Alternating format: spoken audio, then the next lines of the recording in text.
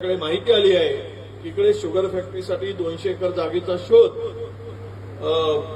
आमचे रोहित पवारांचे वडील ते घेत आहेत आणि त्यांना जागा उपलब्ध करून देण्यासाठी संपर्क करत आहेत काही लोकांशी. म्हणजे आता मी बोलणार आहे, जर ते झालं तर या भागामध्ये नक्कीच साखर कारखानाही उभा राहू शकेल.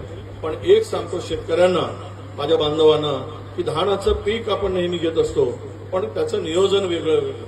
10 एकर असेल तर 10 एकरमध्ये धान लावू नका. 2 एकरमध्ये दुसरं पीक, केळीचं पीक लावा, काही नगदी पीक लावा. ते प्रत्येक तुमच्या ऋतूला ते त्याप्रमाणे सूट होत जाईल. जो पावसाळा असेल किंवा उन्हाळा असेल, आता उन्हाळ्यामध्ये पावसाळा, आता पुढच्या महिन्यामध्ये पावसाळा सुरू झाला की जुलै महिन्यामध्ये भाजीपाल्यांचे भाव गगनाला मिळतात. त्यावेळेस आपण काहीच करत नाही.